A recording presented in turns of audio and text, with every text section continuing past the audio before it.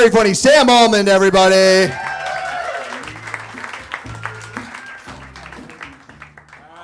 Hey guys, give it up for James. That was really cool. Yeah, let's give it up for Also give it up for his parents who are sitting in the back there. No, I'm kidding. I'm Sam. I've had a cool operation recently. I just got a vasectomy.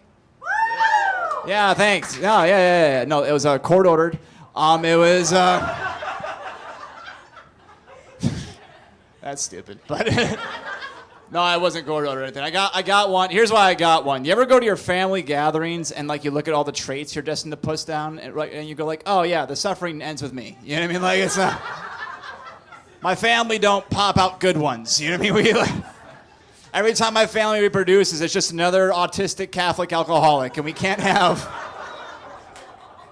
6 per town's the limit, and now we got neighborhoods now. You know what I mean? Like it's got. Walk down North Loop. No one makes eye contact. It's insane. Okay, never mind. No, I got my vasectomy at the right time though. I got it before I had children, right? Which I think is the nicest time to have vasectomy. Yeah. Because I feel like it'd be worse if you got one after you had kids, right? Because that mean like you as parents had to look at your children and went like, oh, yeah, this shit can't happen again. This is. No, does anyone else here have a vasectomy? All right, cool. All right, no, I'm too stupid to have a vasectomy. So this is a fun fact. It's not 100% effective. It's only about 70%, and I didn't know that, right? And so like I had a pregnancy scare after I hooked up with a girl with vasectomy, and that scared me worse than a regular pregnancy scare, right? Because like normal pregnancy scare, that kid's like an accident, but that kid survives a vasectomy. That's not an accident. That's the Terminator. That's like. The girl's like, I think we should get an abortion. I think we should give this kid some respect. I don't like. It's like, wow, are you pro-life? And they're like, no, dude, I just feel like, the kid survived the vasectomy. What if it survives the abortion, too? You know what I mean? Like, it's just leveling up like a Skyrim character at this point. You know what I mean? Every time we hack at it, it grows in light armor. You know what I mean? Like, I don't know.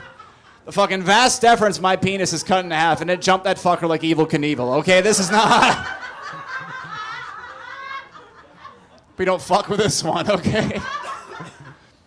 I don't know. Are we all from Minnesota here? No. Are we mostly from Minnesota here? All right, good. That's better. No, I'm not from Minneapolis. I'm from Wright County. Do you guys know where Wright County is? Yeah. Is anyone here from Wright County? Where are you from? From Buffalo. Yeah. No, it's fine. I didn't hear that.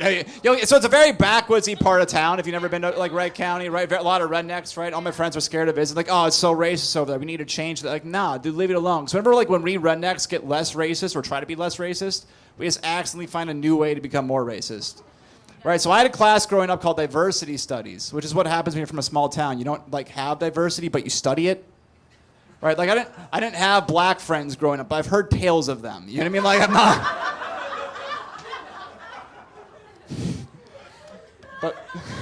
But this is what the class was, right? So like to learn about different cultures, we watched movies about them, right? So learn about like gay rights, we watched movies about Harvey Milk, about Mexican American rights, we watched movies about Cesar Chavez. But then one year we had a bunch of Hmong kids move to our town. And our teacher's like, oh, I got to find a way to make these kids love Hmong kids, and he showed us a movie, but that movie was Gran Torino. Have you guys seen Gran Torino? It's a great Clint Eastwood movie. Here's a quick plot synopsis. Basically what happens is Clint Eastwood moves to an Asian neighborhood and lets every Asian slur rip and then kills himself before he faces consequences. It's a very heartwarming. Also, fun fact, never a script in that movie. They just dropped Clint Eastwood off in Frogtown, St. Paul. He's like, I'm improvising.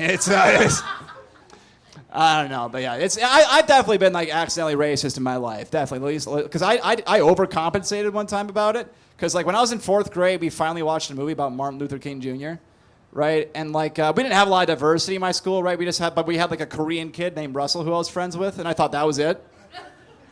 So we're watching a movie about Martin Luther King Jr., and I feel so terrible. I'm like, oh my God, I feel bad for what we did. I need to apologize to a black person, but we had no black people in my town, right? So I turned to my Korean friend Russell. And as Martin Luther King Jr.'s face is on the television screen, I look into his eyes and we're like, hey man, I'm so sorry we did this. And he goes like, Sam, do you think I'm black? And I want to be racist twice. I'm like, yeah, dude, you could pull it off. I I don't know. Well, I know this one. So I mentioned I'm autistic. Anyone else? Don't show off. I mean, I don't know, but like it's. Yeah, no, I'm riddled with tism. It's fine. No, thank you. I didn't know if we had parents in the audience. I know that was mean. But no, like it's weird now to be autistic, right? Because I miss when we get bullied for it a little bit. Because like, no, there's too many of us, right? Like my friends were just like, Sam, does it make you feel more welcome? There's more autistic kids. I'm like, no, dude. Because when they showed me a closet for special ed, I never once looked around at all the other sweaty autistic kids. Like, God, if only there were more of us. I mean, we keep the bus short for a reason. You know what I mean? That's not. No. And it's weirder now because like my friends are apologizing to me for how they treat me because they didn't know I was like that autistic, right? So like they would call me the R word a lot when I was a kid, right? And it's hard for me to like know how to be offended by that word because it applied to me and I didn't know how to stick up for myself, right? Because it was also confusing. So I'm not glorifying the word, but like how my friends call me the R word, I didn't know I was getting bullied. I thought I was being complimented. Because here's what they do. Whenever I did something like cool and autistic, they wouldn't hit me or anything like that. They would actually bow down to me and then call me the king of the retards. I didn't know I was getting bullied. I thought I was the chosen one. I thought they were looking at me like, this one's verbal. He's meant for leadership. You know, he's like. And if you hate that word, I hate it too. I'm on your side. But yeah, I could have used that energy back in 2006. But it was, you were. Now we're on the same page. But if you let yourself get called a slur, it becomes your identity, right? And that's what it bit me in the ass. Because I didn't know you couldn't like call me that word until I was like 21.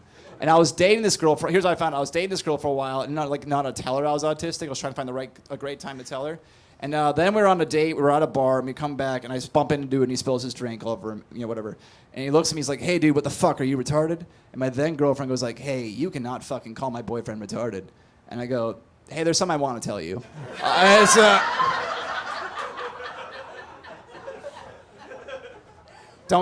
Not only am I retarded, don't freak out. I'm actually the king of my people.